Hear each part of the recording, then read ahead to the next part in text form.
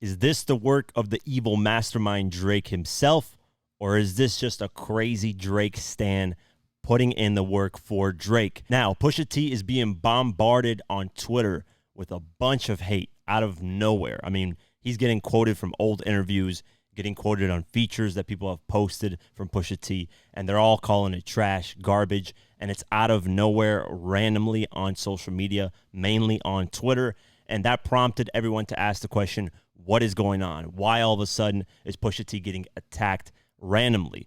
Well, if you don't know, on Twitter, you can kind of purchase bots to kind of maneuver or sway the opinion of people. It's nothing that's really that hard to do. It's quite frankly scary because it can sway the opinion of a lot of people thinking that this is actually what people think, when in reality, that's not what they think. It can happen in politics. It can happen in music, lots of different things. That's why I always say reality is the best fact checker. Go to the concerts, see are people actually pulling up. Look at the numbers in terms of album sales, not just streams, because streams can be manipulated in their own way, which is damn near a sucky part about what's going on in today's music industry. But let me go over the article. It's kind of interesting of what's going on. Pusha T and Drake certainly have no love for one another, so much so, in fact, that a recent Twitter bot farm attack against the Clips rapper has left Drizzy shouldering the blame. So a lot of people are saying Drake is behind this. It could be a fan, though. I'm not going to put this 100% blame on Drake. It could be a huge Drake stan that just decided to put up money to get all these bots to come out. And I don't know if it costs a lot of money. If anybody knows the price of them, leave a comment below or something, because I don't know how much that would cost.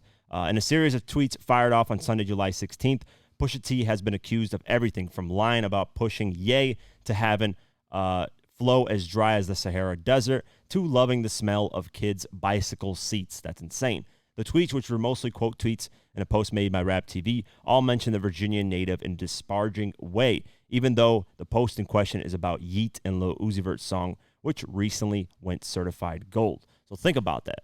There's a bunch of hate on Pusha T on a tweet that has nothing to do with Pusha T.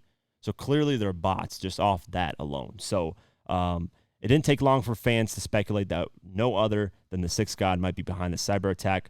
Check out the stream of Twitter bots' insults, along with fan reactions and speculations of the perpetrator of the attack below. So a lot of people are accusing Drake of this. Obviously, he is on tour right now, so it's kind of a good time to do it. You know, if you're like, oh shit, let me see if I can get away with this. I'm on tour, so people won't think I'm online. But it could be, you know, like I said, a fan.